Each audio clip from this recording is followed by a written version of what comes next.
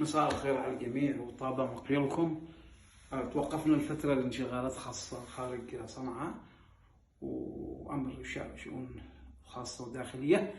نعود الدوري هذا ما حبيتش نتناول جانب التثقيف الكروي والأجزاء الحلقات، لأنه إحنا ممانعة مقاطعة، إحنا كلمة، لكن بنتابع الأخبار من بعيد لا بعيد، بنشوف إيش المستويات. في الآن لعبة المخرج زي ما خلى تنشيط سيئون كان يشتري وحدة عدن وخلط الترتيبات وقعوا إلى شعب حضرموت، وفي المرحلة الثانية عشان الميسري لفحمان.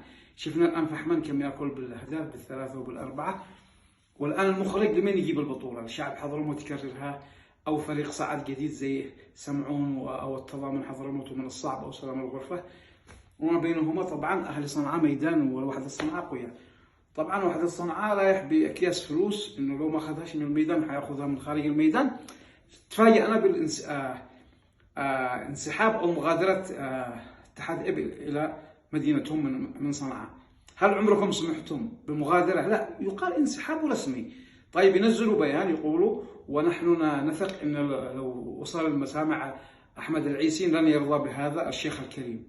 نوع من الابتزاز. أنت حتروح تغير جو في إب، مباراة حقك عادي متأخرة 6 أيام، وحتوفر حق الفنادق والتكلفة والجوع اللي تتكلم عليه، والعيسي مش حيرسل الفلوس والمخصصات زي ما جوع أولادنا وشبابنا وأخواننا اللاعبين والإداريين. مش حيجيب للكل مخصص، لا، حيسكت اللي هو عرف يمارس الابتزاز والحيلة اتحاد إب وتصريح القعدي.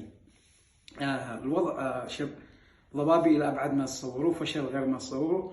عجبي على الأستاذ شوقي أحمد دائل اللي مثلت أنت تتكلم باسم تعز، إن لم تكن كرامة تعز هانت عليك ما هانش علينا احنا على التسجيل الصوتي هذا اللي لحد الآن مش قادر تحسم وضعه القانوني ولا الأدبي، وقيدت الصحفيين اللي يردوا. شفنا سيل الرد كان العنيف، وشفنا الشخص الجاني صاحب التسجيل ما عاد يقدر يخرج شوارع، محسوب له هذه أو ما يحضرش ملاعب هو كرئيس فرع، لكن يجي زي السارق مخفي شوية أنا موجود، ويجيب فلوس يروحوا يكملوا يرتبوا المباريات، وحتى النائب حقه ما يحضرش اللي هو محمد طه. لنا حلقة إن شاء الله بعد استئناف الحلقات، وشكرا.